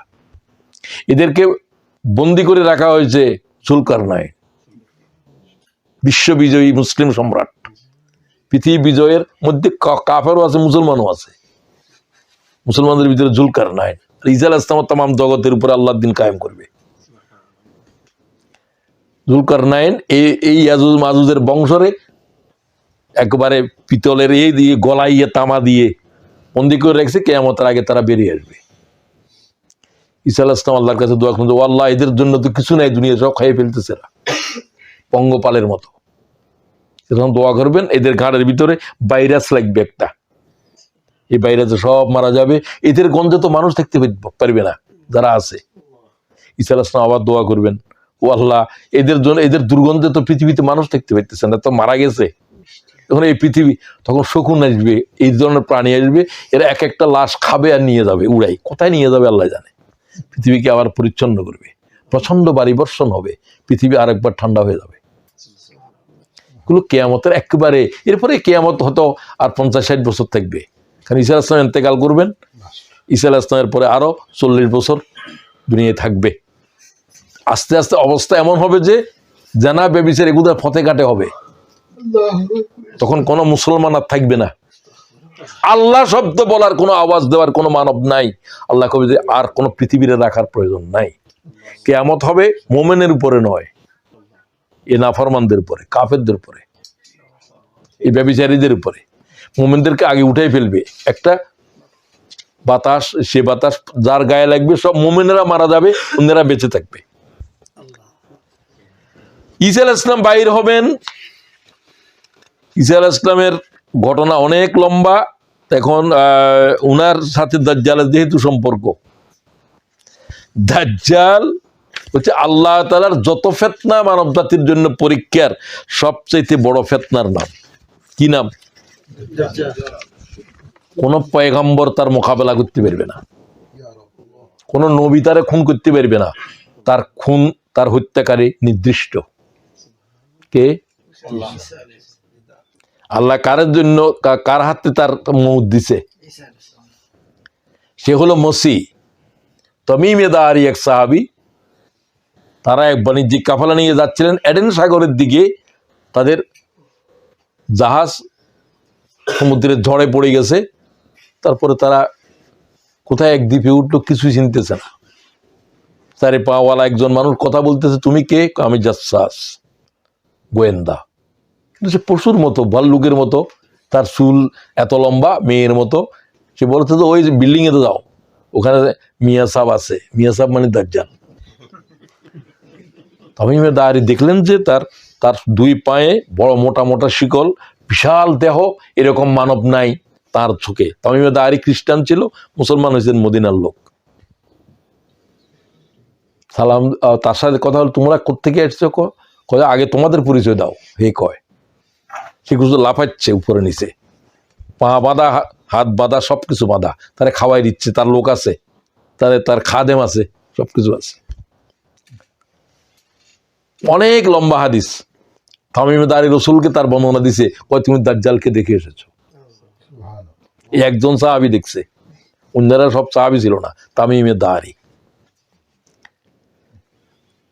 এটা বলছে এডেন সাগরে অথবা ইয়ামনের পাশে কোনো দরিয়ায়। এখন মানে ঐতিহাসিকেরা বা হাদিসের বিশালতারা ব্যাখ্যা দিচ্ছে যে যেখান থেকে বারমুদা ট্রাঙ্গেল আছে, যেখান দিকে চাইলে বিমান নিখোঁজ হয়ে যায়, ওই বিমানের খোঁজ করতে গিয়েছে 3টা বিমান নিখোঁজ হয়েছে। সমস্ত সমরাস্ত্র নিয়ে গিয়েছে, কিছু দূর যাওয়ার পরে তারা নিখোঁজ হয়ে যায়। ওখানে সে দাজ্জাল আছে। এখানে দাজ্জাল কিন্তু আদমের বংশ, মানুষ। এত শক্তি আছে তার কাছে, এটা আল্লাহ ইবলিসেরও দেয় নাই। হুজুরকে বলছে, হুজুর সে কয়দিন থাকবে? রাসূল বলে 40 দিন। কতদিন? এই 40 দিনের প্রথম দিন হবে 1 বছর। তার শক্তি এমন থাকবে যে আল্লাহর নেচারের উপরে কেউ হাত দিতে পারে না। ইবলিস তোমার গোমরা করতে পারে, সূর্যের উপরে কোনো ইবলিসই চলে? সূর্যরে কি এদিকে থেকে ও দিন দিতে পারবে? এই আল্লাহ তাআলার বিধানের উপর হাত দিতে পারবে। আল্লাহ কি ক্ষমতা দিয়েছে তারে এই 40 দিনের জন্য। সে সূর্যরে খাড়া করা রাখতে পারবে, সে বৃষ্টি দিতে পারবে, যেগুলো আল্লাহ করেন সে মৃতরে জীবিত করতে পারবে। সুবহানাল্লাহ জোরে বড়। তার থেকে ঈমান রাখা কঠিন হবে। রাসূলুল্লাহ বলছেন আমি যদি জীবিত থাকি তারা আমি মোকাবেলা করবো আর উম্মতের ইবাদত করার জন্য। তার দাবি কি? তার দাবি একটাই, আমি রব, আমারে খোদা মান, আমার আল্লাহ মান। আমি তোদের কেন মানবি না? আমি জীবন দিই, আমি মরণ দিই, আমি মৃতকে জীবিত করতে পারি, কে করতে পারবে? তার সাথে 70,000 ইহুদি থাকবে, সে নিজেও ইহুদি। সেই ইহুদিদের মসি ঈসা আলাইহিস সালাম ও মসি আমাদের। খ্রিস্টানেরা ঈসা আলাইহিস সালামের উপরে নতুন করে ঈমান আনবে, তাদের কিতাবে আছে তাদের মসি আবার আসবে। এও মসি। মসির এক অর্থ হলো যে মুসে করে, আর এক অর্থ হলো ট্রাভেল করে, তাম দুনিয়া সফর করবে। ঈসা আলাইহিস সালাম তাম পৃথিবীর উপর রাজত্ব করবে। ঈসা আলাইহিস সালাম জন্মানদের চোখের উপর হাত দিলে কি হয়ে যায়? মসিহ দাজ্জাল, ঈসা ইবনে মরিয়ম, এটাও মসি, দুইটাই মসি। এটা ইমানদার মসি, এটা হলো যে দাজ্জাল, কাজ্জাব, মিথ্যাবাদী। সে জানে সবকিছু। সে তামিম দাঁড়িয়ে জিজ্ঞাসা করে তোমাদের উম্মি নবী কি আসছে? কয় যে উম্মি নবী ভালো। এটা ও তামিম দাঁড়িয়ে রেকর কয় যে হুজুর আপনার সম্পর্কে সে কয় উম্মি নবী ভালো কর, এমনি তো আপনার দুশ্মন। কয় সে আমার উহুদ পাহাড় পর্যন্ত আসবে, মালায়েকারা তরবারি হাতে দণ্ডায়মান। সে আল্লাহর কাবার চারিদিকে হুদুদে কাবায় ঢুকতে পারবে না, আর মদিনায় আসতে পারবে না, আমার উহুদ পাহাড় পর্যন্ত আসবে। দেখাই বলবে যে আমি ওইদিকে যেতে পারতেছি না, সাথীদেরকে বলবে মুহাম্মদের কবর পর্যন্ত যাওয়ার সাধ্য নাই, মালায়েকারা ঘিরে রেখেছে মদিনাকে। হাদিসের বিশুদ্ধভাবে রাওয়ায়, মক্কার তো ঘিরে রেখেছেই। এছাড়া আরো বায়তুল মুকাদ্দাসের কথা বলছে, কিন্তু এই হাদিসের ভিতরে দেখলাম না, এবং আমার কাছে মনে হচ্ছে এটাই সহি, কারণ বায়তুল মুকাদ্দাস তার সিংহাসন। ঈসা আলাইহিস সালামেরও রাজধানী, দাজ্জালেরও রাজধানী। কিয়ামতের আগে মক্কা মদিনার মর্যাদা চলে যাবে। কোন সের মর্যাদা হবে? এখন পৃথিবীর যুদ্ধ কোন এলাকায় হচ্ছে, কি কাকে নিয়ে হচ্ছে? বায়তুল মুকাদ্দাস নিয়ে। এবং এটা হাদিস, কিয়ামতের আগে বায়তুল মুকাদ্দাস হবে সমগ্র পৃথিবীর কেন্দ্রভূমি। It is the battle ground. ইহুদি, খ্রিস্টান, আহলি কিতাব সবাই। দাজ্জালের জন্যও তারা কি বানাচ্ছে? দরজাল আসবার জন্য, দরজার জন্য তারা কি বলে না এটাকে, দরজালের জন্য তারা ইহুদিরা করতেছে তো, আগেরটাকে ভেঙে তারা টেম্পল ক্যাসেল বানাবে, পরিকল্পনা করতেছে। এই জন্য বায়তুল মুকাদ্দাস তারা ছাড়বে না। মুসলমানেরাও ঈসা আলাইহিস সালাম আসবে এখানে, ঈসা আলাইহিস সালাম সমগ্র দুনিয়ার রাজত্ব করবে বায়তুল মুকাদ্দাস থেকে। এটা হচ্ছে হোলি ল্যান্ড, শামের ভিতর। শামের উপরে শুধুমাত্র 30টার উপরে হাদিস আছে, মক্কার উপরে নাই, এত মদিনার উপরে নাই। বলছে কিয়ামতের আগে আমরা কোথায় যাব? তোমরা সিরিয়া শামে যাবে, শামে যদি যেতে না পারি ইয়ামনে যাবে। আল্লাহুম্মা বারিক লানা ফি শামিনা ওয়া ইয়ামানিনা। রাসূলুল্লাহ দোয়া করেছেন, বলল ইয়া রাসূলুল্লাহ আপনি নজরের জন্য দোয়া করেন। কয় যে এখানের জন্য কিসের দোয়া? এখান থেকে তো জাহালতের শিং, শয়তানের শিং উঠবে এখান থেকে।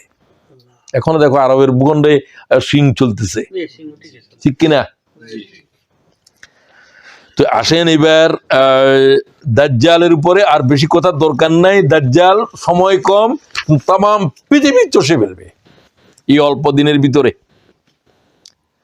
ততক্ষণ মুসলমানদের সাথে ইহুদিদের যুদ্ধ না হওয়া পর্যন্ত কিয়ামত হবে না। শেষ ইহুদি নিধন হয়ে যাবে ঈসা আলাইহিস সালামের হাতে। তখন পরমাণুর যুগ থাকবে না, এগুলো চলে যাবে, ডিলেট হয়ে যাবে সব। খন্দরের যুগ আসবে, সভ্যতার বিবর্তন হয়ে গেছে। ঈসা আলাইহিস সালামের হাতে কি থাকবে? খঞ্জর।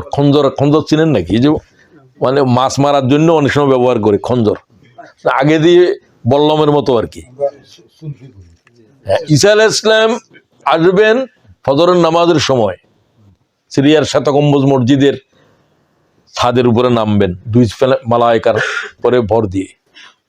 ইমাম মাহাদি এর আগে আসবেন। রাসূলুল্লাহর নাম মুহাম্মদ হবে তার, মাহাদির মায়ের নাম আমিনা, পিতার নাম আব্দুল্লাহ। সে মদিনাবাসী হবে। যে ইয়া রাসূলুল্লাহ আপনি কি আরেকবার আসবেন মেহাদির নামে? কয় না, সে আমার ফাতিমার আওলাদ, আমার নাম তার নাম, আমার আব্বার নামও তার আব্বার নাম, তার মায়ের নাম আমার আম্মার নাম মায়ে আমিনা, সব আমার মতো, চেহারাও আমার মতো।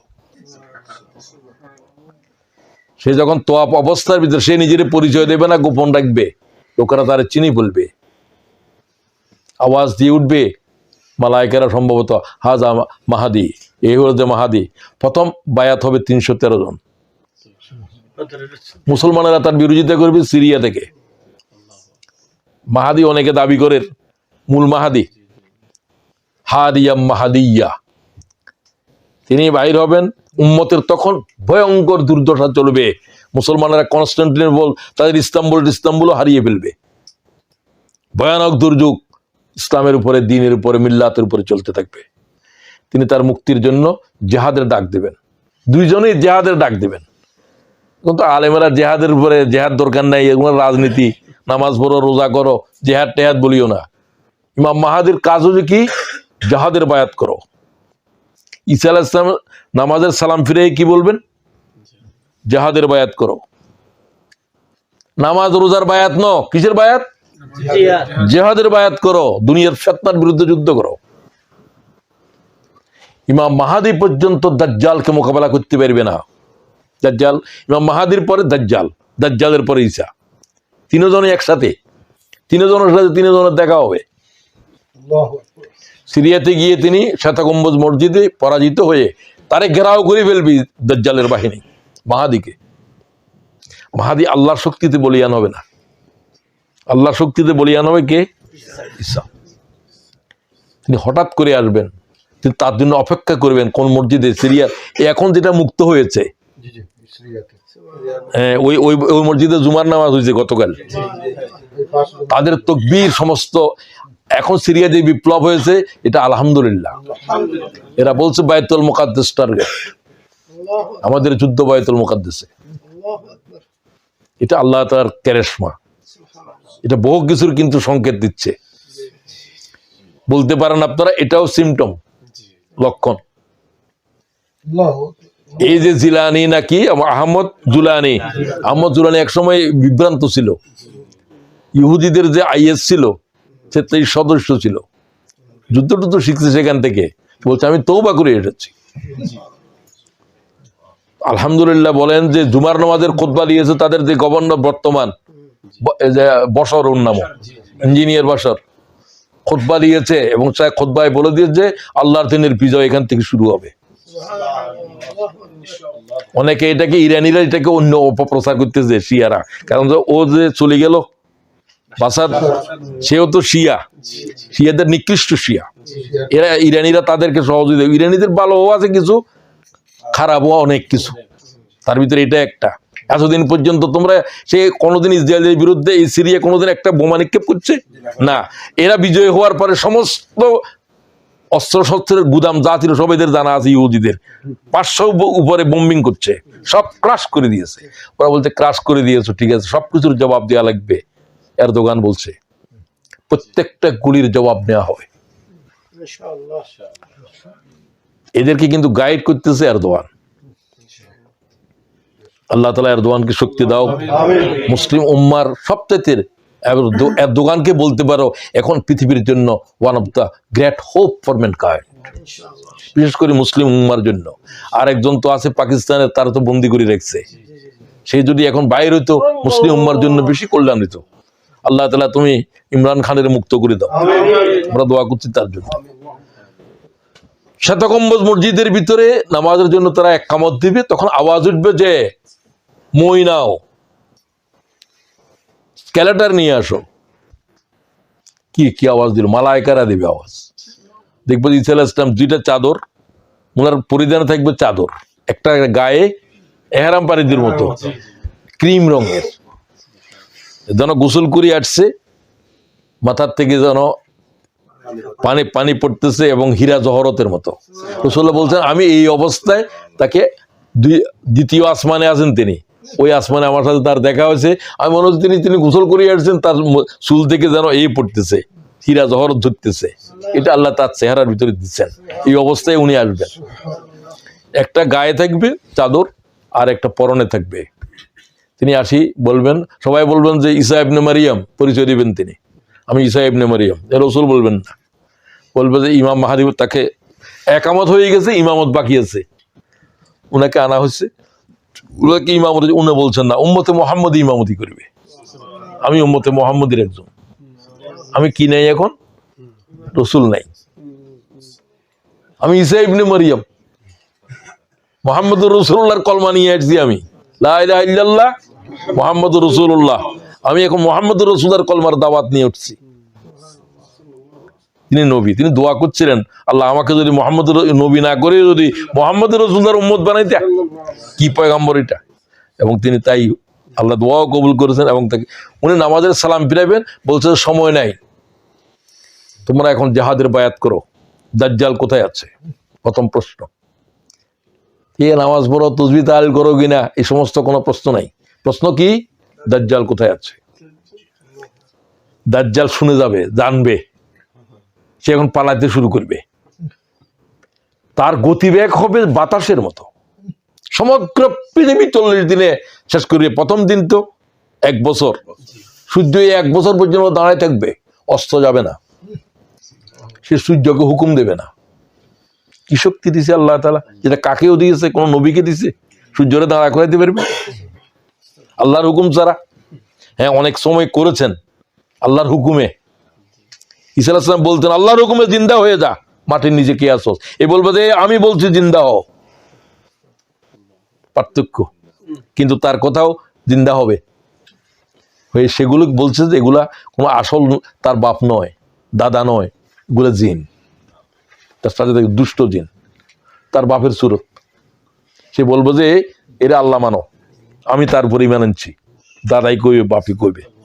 কি ফেতনা চলবে, কঠিন ফেতনা হবে। হুজুর বলছে এরকম ফেতনা আর নাই। তো এই ফেতনায় তোমরা কি করবা? সূরা কাহাফ পড়বা, প্রথম 10 আয়াত। তোরা পড়েন না? জুমাবারে পড়েন। মা আয়েশা হাদিসে বলছেন, রাসূলুল্লাহ 4টে জিনিসের থেকে সবসময় প্রতি নামাজে পানা চাইতেন। ইমাম মুসলিম। কি কি? আল্লাহুম্মা ইন্নী আউযু বিকা মিন আযাবি জাহান্নাম ওয়া আউযু বিকা মিন আযাবিল কবর ওয়া আউযু বিকা মিন ফিতনাতিল মাহিয়া ওয়াল মামাত, মাহিয়া ওয়াল মামাত ওয়া আউযু বিকা মিন ফিতনাতিল মাসিহিদ দাজ্জাল। ইমাম শাফি বলছে নামাজের ভিতরে এই 4টে জিনিস থেকে পানা চাওয়া ওয়াজিব। ইমাম আবু হানিফা বলছেন সুন্নাহ। কিসের ভিতরে পড়বা? শেষ শেষ শেষ তাশাহুদে। কোরআন শরীফের অন্য কোনো আয়াত বা সব দোয়া সব জায়গায় করা যায় না। কোরআনের আয়াত রুকুতে পড়তে পারতেন, সিজদায় পড়তে পারতেন, মাকরুহ, দোয়া হিসাবে পড়তে পারবে। তবে একটা দোয়ার ব্যাপারে শুধু হাদিসে আছে, আল্লাহুম্মা গফিরলি। 7 জায়গাতে পড়বে নামাজের। সুবহানাকা পড়ার আগে বা পরে, ফাতিহা পড়ার আগে দিয়া আল্লাহুম্মা গফিরলি জামবি কুল্লাহু, আল্লাহ আমারে মাফ করো, আমারে মাফ করো। এটা প্রত্যেক নামাজের ভিতরে প্রত্যেক অঙ্গে পড়তে হবে, বিশুদ্ধভাবে হাদিস রয়েছে। সেগুলো আমার ইউটিউবে আমি আলোচনা করছি। আমার বই একটা বাইর হচ্ছে, কবিরকে বলছি এই বই আপনারা নেবেন। আমি আনার জন্য এবারে শিপমেন্ট করতেছি বই কেন আনার জন্য। এটা বই আগেও লিখেছিলাম, বলে আমি নামাজের সালাতের বিষয়ের উপরে প্রায় 30 পৃষ্ঠার প্রবন্ধ, আল্লাহু আকবার থেকে আসসালামু আলাইকুম, সব হাদিসদের দলিল দিয়ে রাসূলুল্লাহর সালাত এটা সংযুক্ত করে দিয়েছি। কোরআনের আয়নায় বিম্বিত রাসূল। আমি যত বই লিখেছি এই বই আমার সবচেয়ে প্রিয়। এই বই আপনাদের কাছে আসতেছে, নতুন করে ছাপানো হচ্ছে। তো উনাকে আমি বইয়ের এও দিছি, কবির ভাইয়ের সাথে যোগাযোগ হয়। আরেকটা হলো যে এখন 4টে বই বাইর হচ্ছে। আরেকটা হচ্ছে যে কালের শপথ, এটা খুবই গুরুত্বপূর্ণ একটা বই। এখানের ভিতরে শাহাদাতের উপরে ঘটনা বেশি, অন্যান্য কিছু আছে। আচ্ছা, যাই হোক, তিনি নামাজের পড়ায় দাজ্জাল কোন দিকে, তখন বলবো যে এখন সেই এখন সিরিয়াতে আসবে, কারণ ইসরায়েলও তো এই শামের ভিতরে, সেদিকে তিনি রওনা হবেন। ঈসা আলাইহিস সালামের সাথে তো সব থাকবে, আল্লাহ তাআলার বাহিনী থাকবে, সূর্য থাকবে, সবকিছু থাকবে। তিনি দাজ্জালকে লুত নামক স্থানে পাবেন, যেখানে লিদ্দা বিমানবন্দর আছে। লিদ নামক স্থানে খন্দর নিক্ষেপ করবে কে? দাজ্জালের 2 স্তনের মাঝখানে খন্দর করবে, 2 স্তনের মাঝখানে, মানে কি বুকের মাঝখানে খঞ্জর চলবে, এবং সে খঞ্জর হাতে নিয়ে তিনি তার রক্ত টপ টপ করে পড়বে, হাদিসে সেভাবে বর্ণনা আছে। সুবহানাল্লাহ। খঞ্জরের ভিতরে রক্ত ভাবে পড়তেছে, দাজ্জাল সেখানে নিহত হবে। এরপরে বলছে ইহুদি নিধন করো, তার বাহিনী নিধন করো। 70,000 বাহিনী, সব মুনাফেকেরা মদিনা থেকে তার সাথে চলে যাবে, এটা হাদিসে আছে। মুনাফেক মুক্ত হয়ে যাবে মদিনায়, সব ওর বাহিনীতে, কারণ মুনাফেকেরা কাফেররা তার সাথী। তো সুতরাং তোমরা যে যাকে দেখবে তাকে সূরা কাহাফ পড়তে থাকবে। রাসূলুল্লাহ বলছেন, আমি যদি থাকতাম আমি তোমাদের মোকাবেলা করতাম, আমি যেহেতু থাকবো না, তোমরা সূরা কাহাফ পড়বে। ইয়া ইবাদাল্লাহ ফাসবুতু, হাদিসের লফজ ইমাম মুসলিম 22-38।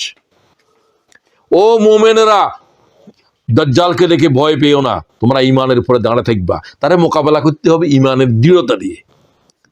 তুই যদি 1 লক্ষ বারো কস তুই কাফের, এই কথা বলার সাহস লাগবে। আল্লাহ তৌফিক দাও। হ্যাঁ হ্যাঁ, লেখা থাকবে যে এটা পড়তে পারবে না, এটা পড়ার জন্য নূর লাগবে, ঈমানের নূর। মুমিনেরা পড়তে পারবে, কারণ এটা চামড়ার উপরে লেখা, তার শরীরে যেরকম চোখ থাকবে একটা, আরেকটা চোখ নাই যে সেটা এইরকম মিশানো, চোখের খাদও থাকবে না, ব্রুও থাকবে না। তার অনেকগুলো আলামত আছে। হুজুর কোন মানুষের সাথে তার মিল আছে সেগুলোও বলছেন।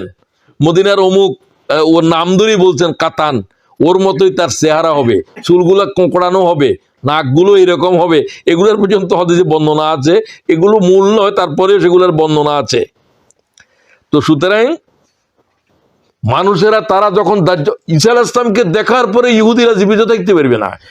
এক চোখের পথ বলছে, তার নিঃশ্বাস যতটুকু যাবে ততটুকু মানুষ ইহুদিরা খুন হতে থাকবে, লাশ হয়ে পড়ে যাবে, গলে যাবে, যেরকম পানির ভিতরে লবণ গলে যায়, এইভাবে গলতে থাকবে।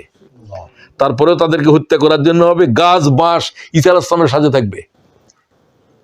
ইয়াখরুজু আনা ফীকুম, আমি যদি থাকতাম ও উম্মত, তোদের জন্য আমি দাঁড়াইতাম দাজ্জালের বিরুদ্ধে, আমি থাকবো না সেদিন।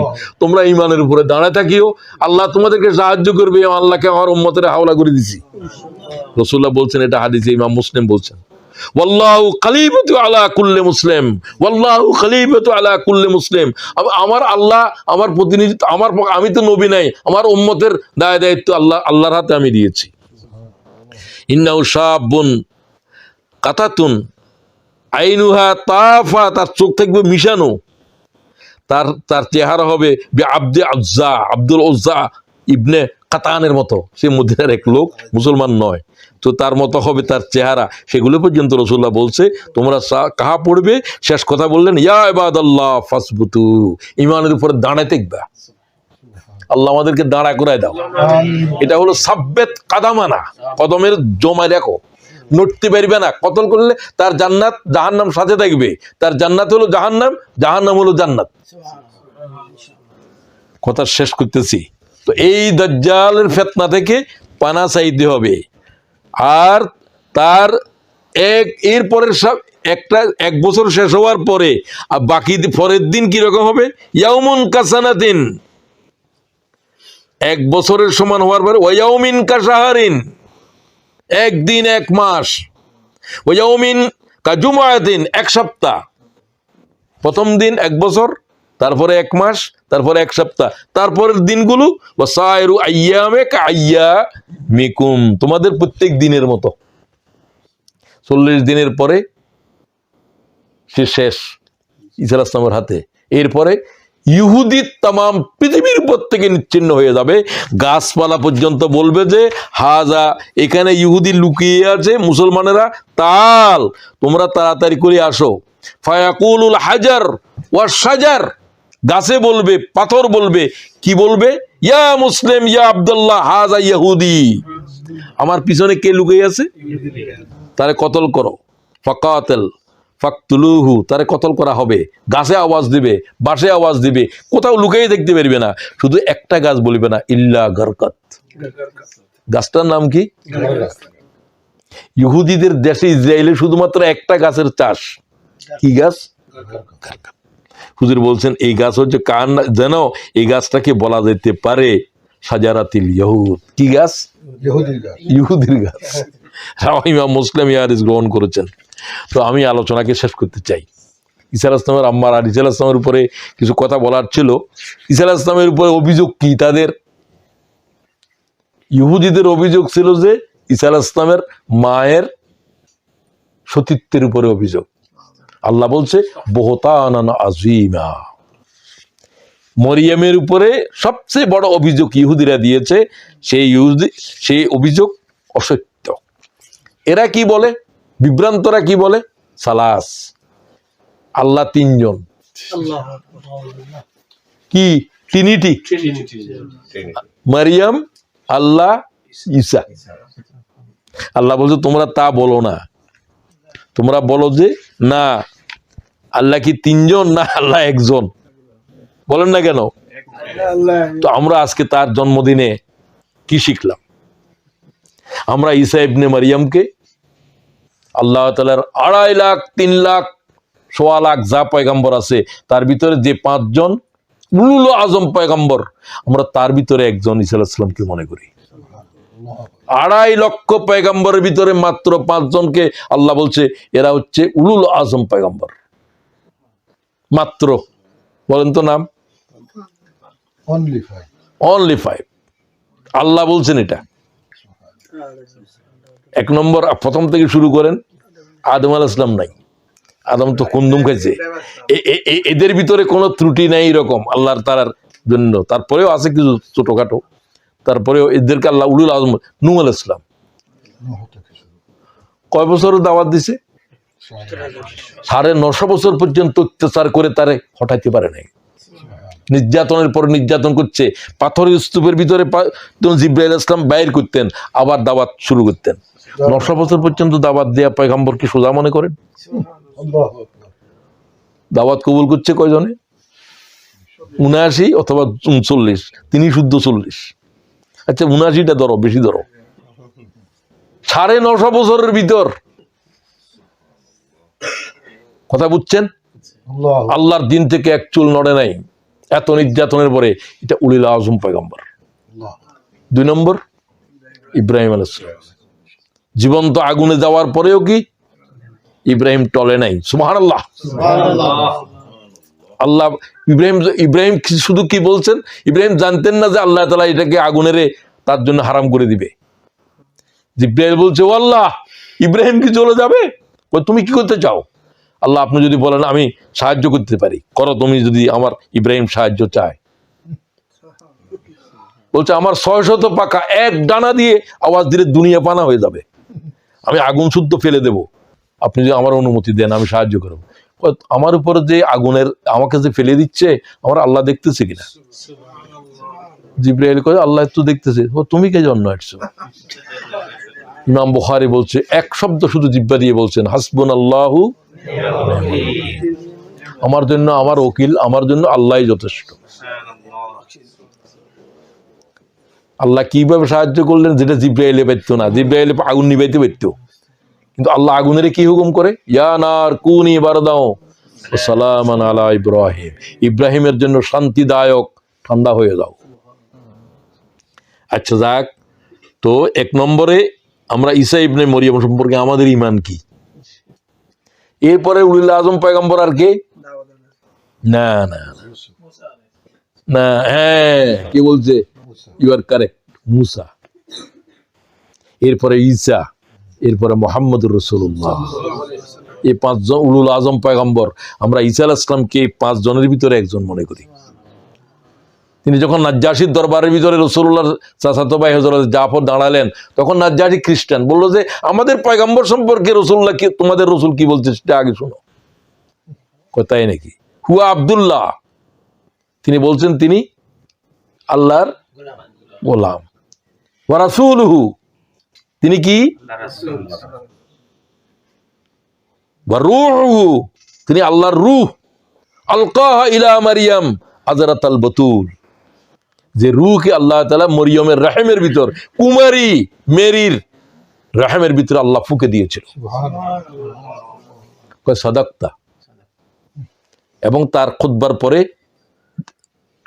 নাজ্জাশী ঈমান কলেমা শাহাদাত পড়ল, না রাসূলুল্লাহর উপর ঈমান আনলাম, আমি তো রাষ্ট্রীয় দায়িত্বে ব্যস্ত, না হলে আমি এখন রওনা হইতাম তোমাদের সাথে মদিনায় রাসূলুল্লাহ সাল্লাল্লাহু আলাইহি ওয়াসাল্লামের জুতা বহন করার জন্য।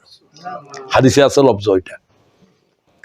হুজুরের জন্য উপহার দিয়েছেন, তার ভিতরে কালো মুজা দুটো আছে, কালো হাদিসের লফজ আছে। এটা কিরকম রঙের? কালো রঙের দুটা মুজা দিয়েছেন, আরো অনেক কিছু দিয়েছেন হাদিয়া। বুঝছেন না? কাপড় দিয়েছেন, টুপি দিয়েছেন, তারপর মুজা দিয়েছেন, সব দিয়েছেন। হুজুর সাল্লাল্লাহু আলাইহি ওয়াসাল্লামের বিয়ের দায়িত্ব পালন করেছেন। হুজুরের এক স্ত্রী তখন হিজরত করে গিয়েছেন জামাইয়ের সাথে, আবু সুফিয়ানের স্ত্রী বুশরা, যেটাকে অন্য নাম হচ্ছে কি না, আবু সুফিয়ানের স্ত্রী হুজুরের মেয়ে, আবু সুফিয়ানের মেয়ে একটা রাসূলুল্লাহ সাল্লাল্লাহু আলাইহি ওয়াসাল্লামের ঘরে আছে না, কি নাম? আমার তো হঠাৎ করে মনে পড়তেছে না। আবু সুফিয়ানের মেয়ে হুজুরের স্ত্রীদের ভিতরে বলেন না, তার নাম এমনি বুশরা, অন্য হুজুরের ঘরে অন্য নামও আছে। তাকে হুজুর, তার যখন স্বামী আব্দুল্লাহ ছিল, স্বামী ওবায়দুল্লাহ খ্রিস্টান হয়ে গেছে।